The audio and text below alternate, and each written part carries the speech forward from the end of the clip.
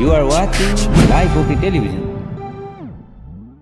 Life OK समाचारको साथमा Balvatika school Pepsicola learning made simple Jiva life to your style wellness mall a natural way to improve your health. नमस्कार, life OK समाचारमा स्वागत छ। सुरुमा मुख्य समाचार। सांस्कृतिक स्वास्थ्यलाई पनि सही हालतमा राख्नुपर्ने प्रधानमन्त्री ओली। थप 2297 जनामा कोरोना पुष्टि। यातायात व्यवसायीहरूद्वारा सरकार समक्ष ज्ञापन पत्र। अब समाचार विस्तारमा। प्रधानमन्त्री केपी शर्मा ओलीले स्वास्थ्य मात्र नभई सामाजिक र सांस्कृतिक स्वास्थ्यलाई पनि सही हालतमा राख्नुपर्ने बताउनु भएको छ। 7औं अन्तर्राष्ट्रिय योग दिवसका अवसरमा प्रधानमन्त्री निवास बालवाटारमा सोमबार आयोजित कार्यक्रममा प्रधानमन्त्री ओलीले अहिले सामाजिक सञ्जालमा देखिने प्रतिक्रियाले अधपतनको सङ्केत गरेको भन्दै सामाजिक र सांस्कृतिक स्वास्थ्यलाई पनि सही हालतमा राख्नुपर्ने बताउनु भएको हो। प्रधानमन्त्री ओलीले सांस्कृतिक मर्यादा सामाजिक स्वास्थ्यको मुख्य विषय रहेको समेत बताउनु भयो। सभ्यताको सुरुवात भएको यो भूमिमा अहिले असभ्यताको फागु खेलिरहेको भन्दै प्रधानमन्त्री ओलीले यो योगाभ्यासले सांस्कृतिक अधपतन रोक्नुपर्ने जिकिर गर्नुभयो। प्रधानमन्त्री ओलीले सबै नागरिकलाई खोप लगाएर आगामी वर्षको योग दिवसलाई खुल्ला स्थानमा मास्क बिना आउन सक्ने वातावरण निर्माण गरिने बताउनुभयो। उहाँले प्राचीन ऋषिमुनिहरूले तपस्या र साधनाका साथै योगको उद्गम स्थल नेपाल भएकोले यसलाई विश्वव्यापी बनाउन सरकार लागिरहेको पनि उल्लेख गर्नुभयो। आफ्नो वैधानिक र न्यायिक दाबी पुग्ने बाहेकका कुरामा आसक्ति नराख्न पनि योगले सिकाउने धारणा उहाँको थियो। अब योग सम्बन्धी प्रोटोकल बनाउने र त्यसको परिणाम समेत प्राप्त हुने गरी व्यवस्थित गर्नु जरुरी रहेको उहाँको भनाइ छ। प्रधानमन्त्री ओलीले योगका विकासका लागि योग साधकहरूसँग मिलेर काम गर्न सरकार तयार रहेको पनि धारणा राख्नुभयो। यो कोभिड महामारी यसले ठुलो क्षति गरेको छ, तर अब कोभिडसँग लड्न मास्क लगाउनुपर्छ, सामाजिक दूरी कायम गर्नुपर्छ, भ्याक्सिन आविष्कार गर्नुपर्छ, भ्याक्सिन पत्ता लगाएर भ्याक्सिन लगाउनुपर्छ, जोगिनुपर्छ, इम्युन सिस्टम बढाउनुपर्छ। यो हामीले बुझेका छौँ र बढीमा 1 वर्ष 2 वर्ष लाग्यो कोभिड-19लाई हामी समाप्त पार्छौँ, यो महामारी समाप्त पार्छौँ। तर हाम्रो सांस्कृतिक अधपतन, हाम्रो सभ्यताको अधपतनको यो महामारी जुन अहिले हाम्रो समाजमा चलिरहेको छ, यो महामारी कुनै भ्याक्सिनले, कुनै मास्कले, कुनै सोसल डिस्टेन्सले समाप्त गर्ने। यसलाई हामीले सावधान भएनौँ भने यसले पिँढी दर पिँढी, जेनेरेसन टु जेनेरेसन यसले हाम्रो समाजलाई नष्ट पार्छ। त्यस कारण हामीले यो महामारी जुन छ सांस्कृतिक अधपतनको महामारी, हाम्रो सभ्यताको आज माथौर उडेको छ। हामी दुनियाँका सबभन्दा असभ्य, असंस्कृत, भद्दा अभिव्यक्ति दिने भित्र परिरहेको छ। सामाजिक सञ्जाल हेरिसक्नुहुन्छ। तपाईँले सामाजिक सञ्जालमा एउटा लेख दिनुभयो भने त्यसको टिप्पणी हुँदैन, एकाध टिप्पणी हुन्छ, बाँकी गाली गलोज, लाज भाँड, अश्लील, छाडा, वैयक्तिक कुण्ठाहरू ती सबै त्यहाँ ल्याएर छरेको हुन्छ। यो के हो भन्दा सांस्कृतिक अधपतन। हाम्रो जस्तो सभ्यताको सुरुवात भएको, सभ्यताको सुरुवात भएको यो भूमि जसलाई देवभूमि भन्ने गरियो, ज्ञानभूमि भन्ने गरियो, तपोभूमि भन्ने गरियो, यस देशमा आज असभ्यता छरपष्ट, हामी असभ्यता फागु खेले जस्तो भइरहेको छ, असभ्यताको फागु खेलिरहेका छौँ। यो बडो चिन्ताको विषय। त्यसकारण आज हाम्रा योगाभ्यास, हाम्रा योग सम्बन्धी दर्शनले, हाम्रा योग सम्बन्धी चिन्तनले, हाम्रा योग सम्बन्धी अभ्यासहरूले, यी सबै कुराले यो सांस्कृतिक अधपतनलाई रोक्न सक्नुपर्दछ। एउटा मजबुत भवन भत्कियो भने पनि 2 वर्षमा आउँछ। हाम्रो धरोहर, हाम्रो इतिहास भत्कियो। हामीले 2 वर्षभित्र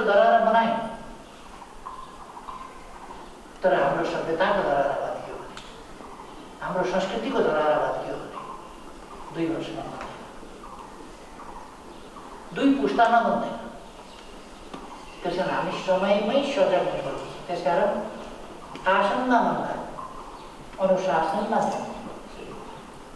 आज त्यसकारण हाम्रो देशलाई 2टा हिसाबले यति बेला योगको असाधारण महत्त्व छ। एउटा कोभिड-19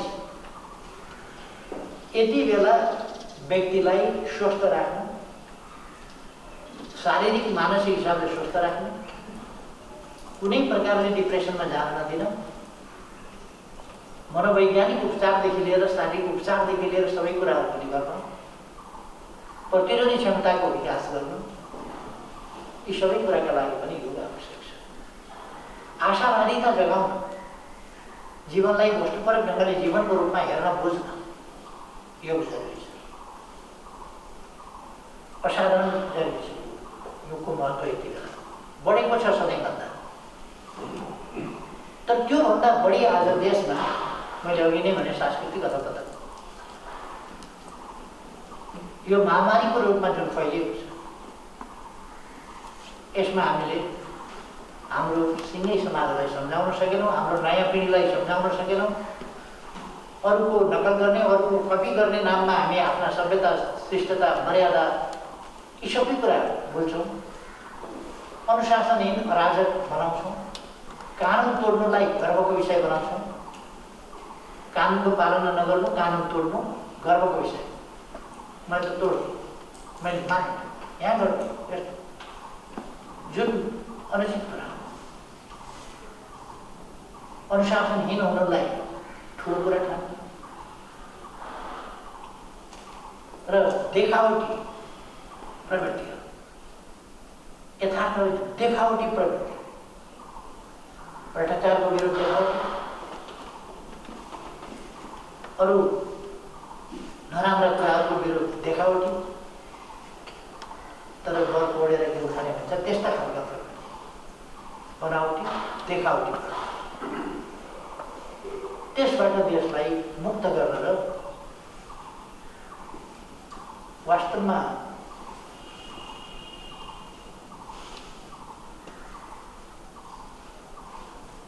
प्राविधिक जीवनयापनको हिसाबले सक्षम हुने, सँगसँगै गुणवत्ता, सँगसँगै आचरणयुक्त, शान्तिप्रिय, देशभक्त, मानवतावादी यस्तो नागरिकहरूको उत्पादन। नेपालमा योग उत्पन्न भएको हो, योगको उत्पत्ति नेपालमा भएको या उत्तराखण्डमा भएको भनौँ न, त्यसबेला हुँदै नभएको भारतको चर्चा भारतीयहरू गर्न रुचाउनुहुन्छ। त्यो भारत चाहिँ त्यसबेला थिएन, भारतमा त रजौटा र ससाना रजौटाहरूको त्यो एउटा एक खालको यो महाद्वीप भन्दा पनि अलिकति उपमहाद्वीप जस्तो दक्षिण एसिया। कार्यक्रममा शिक्षा, विज्ञान तथा प्राविधिक मन्त्री कृष्ण गोपाल शेषले कक्षा 4 देखि नै योग विषयको पाठ्यक्रम तयार भइसकेकोले योग शिक्षालाई थप प्रतिबद्ध गरिने बताउनुभयो। संयुक्त राष्ट्र सङ्घले 2014 देखि जुन 21 लाई विश्व योग दिवस मनाउन थालेको हो। नेपालमा सोमबार थप 2297 जनामा कोरोना पुष्टि भएको छ। देशभर गरिएको 6583 वटा PCR परीक्षणको क्रममा 1584 र 4321 एन्टिजेन परीक्षणको क्रममा 713 जनामा कोरोना संक्रमण पुष्टि भएको स्वास्थ्य मन्त्रालयले जनाएको छ। यो सँगै नेपालमा कोरोना संक्रमितको संख्या 6,49,948 पुगेको छ। त्यस्तै कोरोनाका कारण थप 46 जनाको मृत्यु भएको छ। हालसम्म नेपालमा कोरोनाका कारण 8772 पुगेको छ। त्यस्तै थप 3130 संक्रमित कोरोना मुक्त हुँदा हालसम्म नेपालमा 5,59,928 संक्रमित कोरोना मुक्त भएका छन्। हाल 53,940 सक्रिय संक्रमित आइसोलेसन र 442 जना क्वारेन्टाइनमा छन्। त्यस्तै हालसम्म नेपालमा 32,75,849 वटा PCR र 1,46,893 43वटा एन्टिजेन गरिएको मन्त्रालयले जनाएको छ। के तपाईमा 3 दिनदेखि 100 डिग्री भन्दा बढी ज्वरो, रुगा खोकी, श्वास प्रश्वास, पखाला लाग्ने, टाउको र शरीर दुख्ने मध्ये कुनै एक वा एक भन्दा बढी लक्षण देखिएको छ? त्यस्तो लक्षण कोभिड-19 को निमोनिया हुन सक्छ। त्यस्तो लक्षण देखिएमा चिकित्सक वा स्वास्थ्य कर्मीको परामर्शमा जाऔं। चिकित्सक वा स्वास्थ्य कर्मीको परामर्शमा मात्रै उपचार विधि अवलम्बन गरौं। कोभिड-19 बाट आफू, आफ्नो परिवार र समुदायलाई बचाउन अनिवार्य मास्कको प्रयोग गरौं। सामाजिक दूरी पूर्ण रूपमा पालना गरौं। धेरै जना भेला हुने ठाउँमा आफू नजाऊ र अरूलाई पनि नजान प्रोत्साहित गरौं। मिची मिची साबुन पानीले 1 मिनेटसम्म हात धौं। आफ्नो अमूल्य जीवन डर, त्रास र चिन्तामा होइन, सावधानी अपनाएर आफू बचौं र अरूलाई रोग सार्नबाट बचाऊ। प्रदेश सरकार, आन्तरिक मामिला तथा कानून मन्त्रालय, संचार रजिस्ट्रारको कार्यालय, बागमती प्रदेश। चट्याङ, हुरी, बतास, भूकम्प, बाढी पहिरो, आग लागे यस्तो विपद कुनै पनि बेला जतासुकै आउन सक्छ। विपदबाट बच्न पूर्व तयारी नै उत्तम उपाय हो। विपदका बेला सरकारले प्रवाह गर्ने सूचनामा ध्यान दिउँ। प्रत्येक टोलमा एउटा खुला ठाउँ बनाउने उत्प्रेरणा जगाऊ। त्यही खुला ठाउँले विपदमा ज्यान जोगाउँछ। तर चट्याङ आउँदा घरबाट बाहिर ननिस्क्यौं र विद्युतीय सामग्री प्रयोग नगरौं। यस्ता जुनसुकै विपदमा बालबालिका र वृद्ध वृद्धलाई थप सहयोग र संरक्षण चाहिन्छ। आफू पनि बचौं र उहाँहरूलाई पनि बचाऊ। प्रदेश सरकार, आन्तरिक मामिला तथा कानून मन्त्रालय, संचार रजिस्ट्रारको कार्यालय, बागमती प्रदेश। प्रदेश 1 सरकारले प्रदेश सभामा पेश गरेको आर्थिक वर्ष 2078-79 राजस्व र आय व्ययको अनुमान माथिको छलफलमा सत्ता पक्ष र विपक्षी सांसदहरूले आलोचना गरेका छन्। सोमबारबाट प्रदेश सभामा सुरु भएको बजेट माथिको सामान्य छलफलमा सत्तारूढ दल नेकपा एमाले र विपक्षी सांसदहरूले बजेट विरोध गरेका हुन्। उनीहरूले सरकारले कोरोना महामारीको बीचमा आएको बजेटले स्वास्थ्य क्षेत्रलाई प्राथमिकता नदिएको टिप्पणी गरे। उनीहरूले फजुल खर्चिएको, मनोरञ्जन र पूजापाठमा ठूलो रकम विनियोजन गरेको भन्दै आलोचना गरे। बैठकमा नेकपा माओवादी केन्द्र संसदीय दलका नेता इन्द्रबहादुर आङबोले सरकारले स्वास्थ्यलाई प्राथमिकतामा राखेको भनेपछि स्वास्थ्यमा अत्यन्तै न्यून बजेट विनियोजन गरेको टिप्पणी गर्नुभयो। उहाँले 2 आर्थिक वर्ष ऋणात्मक भएको वृद्धि दर, आर्थिक पुनरुत्थानको कार्यक्रम बिना एकैपटक 6% वृद्धिमा पुग्न नसक्ने भन्दै त्यसलाई सच्याउन आग्रह गर्नुभयो। करिब हाम्रो जीडीपी अहिले हेर्दाखेरि 42 खर्ब 66 अर्ब भनेर हाम्रो जुन अहिले अनुमानित जीडीपी राखिएको छ, करिब 2100 देखि 2200 खर्ब हाराहारीको जीडीपी रहेको अमेरिकाको 5% करिब 400 खर्ब भन्दा माथि डलर भन्दा माथि चाहिँ त्यहाँको चाहिँ आर्थिक पुनरुत्थानमा चाहिँ त्यहाँको बजेट विनियोजन गरिएको छ हैन। हाम्रो केन्द्रीय सरकारले न आर्थिक चाहिँ पुनरुत्थानको छ, हाम्रो प्रदेश सरकार आर्थिक पुनरुत्थानमा बजेटको वक्तव्यमा मात्रै समीप छ। 1 पैसा छुट्याउनु भएको छ आर्थिक पुनरुत्थानको निम्ति। आज पर्यटन व्यवसाय सबै धरापमा छ। यातायात क्षेत्र हेर्नुहोस्, तपाईँ होटल रेस्टुरेन्ट क्षेत्र हेर्नुहोस्, या अन्य सबै क्षेत्र हेर्नुहोस्, सबै ध्वस्त भएको छ। तपाईँ कुल जीडीपीको करिब 19% हाराहारी कन्ट्रिब्युसन भएको चाहिँ तपाईँ साना घरेलु र मझौला उद्योग धन्दा व्यवसाय हेर्नुहोस्, त्यो सबै ठप्प प्राय छ।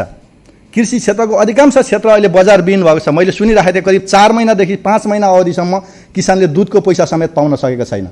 अनि अर्थतन्त्र चलायमान बनाउने कुनै योजनै छैन। अर्थतन्त्रलाई चाहिँ गतिशील बनाउने कुनै योजना बिना सामान्य हामीले चाहिँ करिब 32 अर्बको बजेट ल्याएर करिब 13-14 अर्ब आधी पैसा चाहिँ चालु खर्चमा तलब भत्ता आदि इत्यादिमा छ र आधी पैसा चाहिँ विकास निर्माणमा चाहिँ छुट्याएछ। त्यति पैसाले या सामान्य निजी क्षेत्रले गर्ने आर्थिक गतिविधि या सङ्घीय सरकारले केही गर्दैला भन्ने आधारमा तपाईँ सङ्घीय सरकारलाई जितेर चाहिँ करिब 6% को आर्थिक वृद्धि दर कसरी लेख्नुहुन्छ? यो भयानक अज्ञानता हो र यो चाहिँ यो एउटा अज्ञानता हो र यो असम्भव पनि छ। यो कार्यान्वयनमा जाँदाखेरि यो असम्भवै छ। त्यसकारणले गर्दा पहिलो कुरा के भन्न सकिन्छ भने तपाईँ हामीले जुन एउटा आर्थिक पुनरुत्थानको कार्यक्रम, आर्थिक गतिविधि सञ्चालन गर्ने कार्यक्रम छँदै छैन। हाम्रो चाहिँ 46 खर्बको चाहिँ जीडीपी छ भने हाम्रो कति प्रतिशत छ त आर्थिक पुनरुत्थानसँग सम्बन्धित कार्य? मैले अघि भने अमेरिकामा झन्डै त्यही त के अरे झन्डै चाहिँ 400 खर्ब डलर भन्दाखेरि झन्डै 24% हाराहारी चाहिँ त्यहाँ त आर्थिक पुनरुत्थान प्याकेज नै घोषणा गरेको छ। भन्दाखेरि हाम्रोमा त्यो कुनै पनि कार्यक्रम छैन। बिना कार्यक्रम भगवानको भरोसा, भगवानले यहाँ सहज बनाइदेलान्, पशुपतिनाथले अझ राम मन्दिरले भनौँ ठोरीको राम मन्दिरले यहाँ राम्रो गरिदेलान् भनेर चाहिँ अनि त्यस पछाडि आर्थिक पुनरुत्थान बिना चाहिँ आर्थिक वृद्धि दरको कुरा गर्नु यो अज्ञानता र हास्यास्पदको कुरा हो। मन्त्रीज्यू यसलाई सच्याउनुहोस्। त्यस्तै नेकपा एमालेका केन्द्रीय सदस्य तथा प्रदेशसभा सदस्य राजेन्द्र राईले विगतमा सरकार आर्थिक अनुशासनमा नबसेको भन्दै आगामी दिनमा आर्थिक अनुशासन कायम गर्ने तर्फ ध्यान दिन आग्रह गर्नुभयो। सरकारले विभिन्न कार्यक्रमको नाममा 3 अर्ब बजेट विनियोजन गरेको र तालिमका नाममा मात्र 36 करोड रुपियाँ विनियोजन गरेर फजुल खर्चमा जोड दिएको आरोप उहाँले लगाउनु भयो। बजेट अनुशासनमा वित्तीय अनुशासनमा हाम्रो सरकार नबसेको कारणले अघिल्लो आर्थिक वर्षमा रातो किताबमा एउटा कुरा छ, अर्को योजना चाहिँ करोडौँको अरबौँको बाढ्यो। त्यसपछि छुट्याइएको पैसा हो त्यो गैर बजेटरी खर्चमा चाहिँ पेमेन्ट दियो अनि यता चाहिँ रातो किताबमा भएको चाहिँ योजनाको पेमेन्ट गर्न सकिएन। कुरा यही होइन, यहाँ तपाईँहरूले बोल्दैमा हुन्छ र हामीले चाहिँ त्यो कुराहरू बुझ्न सक्दैनौँ। र त्यसो हुँदाखेरि यो सरकारले यसको स्वामित्व पनि लिनु पर्यो बजेटको र आर्थिक अनुशासनमा बजेट अनुशासनमा वित्तीय अनुशासनमा बस्ने प्रतिबद्धता पनि व्यक्त गर्नु पर्यो। एउटा गाउँमा रागे बिल बहीको त त्यसको अनुशासन छ। रागा काट्दाखेरि फल्नाले यति किलो फल्नाले यति धार्नी भन्छ, त्यसको त एउटा अनुशासन छ। यदि टिपाएको त्यो मासु पुगेन भने त्यो बिल उठाउने आफ्नो कटाएर भए पनि त्यसलाई दिनुपर्छ। रागे बिलको पनि त्यो अनुशासन हुन्छ। अब यहाँ त्यस्तो अनुशासन नहुने, त्यसकारण यो कुरामा म चाहिँ ध्यान आकृष्ट गर्न चाहन्छु। त्यसपछि बजेटको प्रवृत्ति चाहिँ कस्तो छ भने 10वटा औँलाले 10वटा उपियाँ एकैचोटि मार्न खोजिएको छ।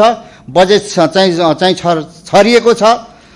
त्यसपछि मागेर घिउ खाने होइन, मागेर तिग्रातर्फ डल्ने, टाउकोतिर डल्ने अथवा दिनभरि ज्याला मजदुरी गर्ने चाहिँ राति भट्टीतिर पस्ने दुःख गरेर बजेट चाहिँ ल्याएको छ, फजुल खर्चमा उडाउने त्यो छ।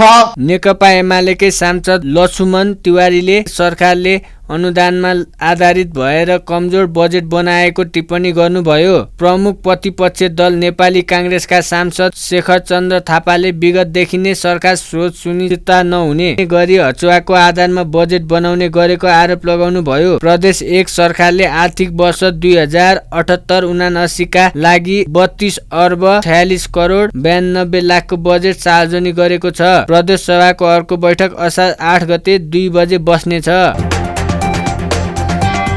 सार्वजनिक यातायात सञ्चालन गर्न माग गर्दै यातायात व्यवसायीहरूले सरकार समक्ष ज्ञापन पत्र बुझाएका छन्। सोमबार सुन्दर यातायात प्रालिका अध्यक्ष भेषबहादुर थापाले भौतिक पूर्वाधार तथा यातायात मन्त्रालयका सचिव रविन्द्रनाथ श्रेष्ठलाई ज्ञापन पत्र बुझाउँदै सार्वजनिक यातायात सञ्चालन गर्न सहजीकरण गर्न माग गर्नुभएको। लामो समयसम्मको निषेधाज्ञाले यातायात व्यवसायी तथा श्रमिकहरू प्रत्यक्ष मारमा रहेकोले निश्चित स्वास्थ्य मापदण्ड पालना गरी तत्काल सार्वजनिक यातायात सञ्चालनमा सहजीकरण हुनुपर्ने उहाँले बताउनुभयो। लामो समयसम्म सार्वजनिक यातायात सञ्चालन नभए यसले देशको अर्थतन्त्रमा समेत सङ्कट पर्ने उहाँको भनाइ छ। उहाँले उच्च सतर्कता अपनाई सार्वजनिक यातायात सञ्चालन गर्ने कुरामा कुनै दुविधा नराख्न पनि आग्रह गर्नुभयो।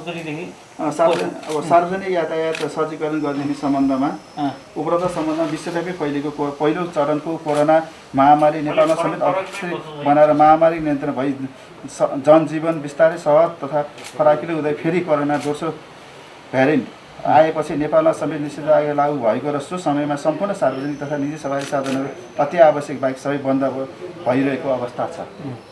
यसरी लामो समयसम्म लकडाउन गराउनु हो भने हामी सार्वजनिक यातायात क्षेत्रमा रहेको यातायात व्यवसायी मजदुर कामदार कर्मचारी थप आर्थिक समस्या भई समग्र देशमा अर्थतन्त्र समेत सङ्कट पर्ने भएकोले तत्काल सार्वजनिक बस सञ्चालनमा सहजीकरण गरिदिनु हुन यस सुन्दर यातायात प्रणाली जोरदार माग गर्दछ। लामो समयसम्म लकडाउनको कारणले हामी यातायात व्यवसायिकले मासिक रूपमा ब्याङ्कहरूलाई बुझाउनु पर्ने किस्ता रकम बुझाउन नसकिएको तथा हामी यस क्षेत्रमा आबद्ध भई व्यवसाय गरिरहेको सम्पूर्ण व्यवसायीले सोमा आबद्ध कामदार मजदुर कर्मचारी न्यूनतम आवश्यक पुरा गर्न समेत सकिरहेका छैनौँ। हामी सधैँ कोरोनासँग डराउनु र कोरोना विरुद्ध नलड्ने हो भने जुनसुकै क्षेत्रमा आम सर्वसाधारणले रोजीरोटी समेत बन्द भई ठुलो भोकमारी लाग्ने स्थिति आउन सक्छ। हामी व्यवसायीले पहिलो लकडाउन पछाडि दोस्रो लकडाउनमा पनि पूर्ण रूपमा सतर्कता अपनाई यातायात सञ्चालन गरेको यहाँहरूलाई अवगतै भएको कुरा हो। हामीले व्यवसायिकलाई पनि अझ उच्च सतर्कता अपनाई सार्वजनिक यातायात सञ्चालन गर्न कुरामा कुनै दुविधा छैन। अन्ततः हामी दैनिक गुजारा गरी खाने व्यावसायिक मजदुर कामदार यस क्षेत्रबाट प्रत्यक्ष मारमा परि विभिन्न अभाव सामना गर्नुपर्ने भएकोले माननीय मन्त्रीज्यू तथा सचिवज्यू समक्ष सार्वजनिक यातायातलाई सञ्चालन गर्न वातावरण बनाई समग्र यातायात पेसामा आबद्ध व्यावसायिक मजदुरहरूको रोजीरोटी चलाउने व्यवस्था मिलाउन सजीकरण गरिदिनु हुन यस सुन्दर यातायात प्रणाली यहाँहरूसँग माग गर्दछ। ज्ञापन पत्र बुझ्दै सचिव श्रेष्ठले अब कोरोना संक्रमण घट्दै गएपछि सार्वजनिक यातायात पनि खुल्ने विश्वास गर्नुभयो। उहाँले यातायात व्यवसायीको मागका बारेमा सीसीएमसी लगायत सम्पूर्ण निकायमा कुरा राख्ने प्रतिबद्धता जनाउनु भयो। पालना गर्नुहोस् हैन, अब यो बिस्तारै खुल्छ होला जस्तो लाग्छ। अब जसो जसो चाहिँ उपत्यकामा संक्रमण घट्दै गइसकेपछि अब जस्तै 8 गतेबाट अहिले निजी सवारीहरू जोरबिजोर लागू गर्ने भनेर नेपाल सरकारले भनिसकेको छ। यहाँ के काठमाडौँका तीनजना सिडे साहबहरूबाट हिजो निर्णय भइसकेको छ।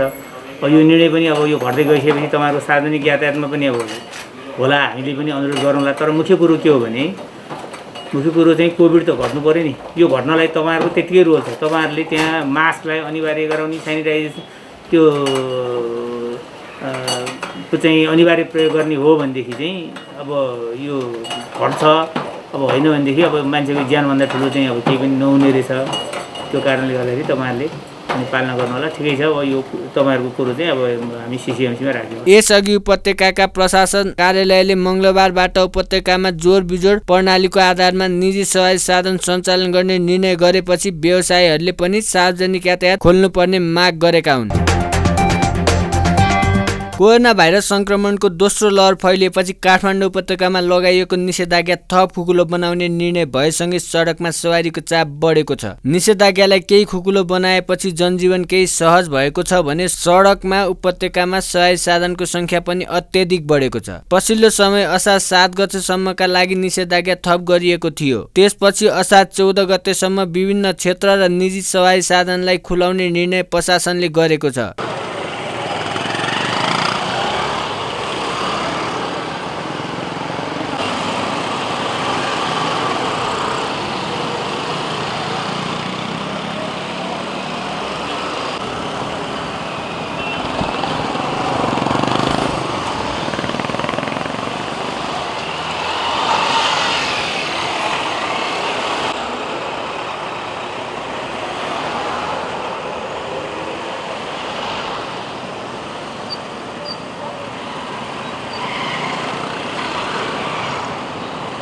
सोमबार निषेधाज्ञाको अवज्ञा गरी चलाएको 861 वटा सवारी साधनलाई काठमाडौँ उपत्यकाका विभिन्न स्थानमा ट्राफिक प्रहरीले नियन्त्रणमा लिएको छ, जसमा 657 वटा 2 पाङ्ग्रे, 238 वटा 4 पाङ्ग्रे, 35 वटा ट्याक्सी र 31 वटा ठूला सवारी साधन रहेको ट्राफिक महाशाखाले जनाएको छ।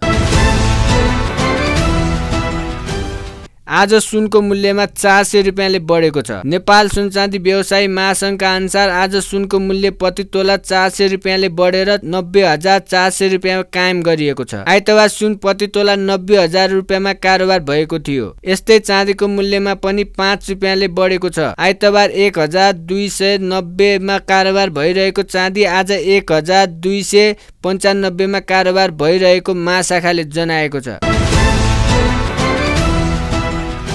साताको दोस्रो कारोबार दिन पनि नेप्से ओह्रालो लाग्ने क्रमलाई निरन्तरता दिएको छ। गत साताको मङ्गलबारदेखि ओह्रालो लागेको नेप्सेले यस दिन पनि सोही गतिलाई निरन्तरता दिएको हो। घटेको बजारमा यस दिन लगानीकर्ताहरू ऋण पत्रमा आकर्षित भएको देखिन्छन्। यस दिन शेयर मूल्य बढेका 18 कम्पनीहरूमध्ये अधिकांश डिबेन्चर रहेका छन्। आर्थिक वर्षको अन्त्यमा ब्याज पाइने भएकोले अहिले बजारमा ऋण पत्रमा लगानीकर्ताको आकर्षण बढेको जानकारहरू बताउँछन्। ऋण पत्रमा प्रायजस्तो कम्पनीहरूले अर्धवार्षिक रूपमा ब्याज दर प्रदान गर्ने गर्दछन् र सो अनुसार कम्पनीहरूले अब असार मसान्तमा ब्याज प्रदान गर्दछन्। त्यसैले यस महिनामा ऋण पत्र खरिद बिक्री बढी हुने गरेको उनीहरूको भनाइ छ। अहिले बजार घट्दो क्रममा छ। यस्तो बेला ऋण पत्रमा लगानी गर्नु सुरक्षित हुने र प्रतिफल पनि पक्का भएका कारण ऋण पत्रमा लगानीकर्ताहरू आकर्षित भएको उनीहरूको बुझाइ छ। सोमबार नेप्से परिसूचक 2.45% अर्थात् 71.06 अङ्क घटेर 2834.40 बिन्दुमा झरेको छ। त्यसैगरी यस दिन सेन्सेटिभ इन्डेक्स 8.37 अङ्क घटेर 582 120.18 बिन्दुमा झरेको छ।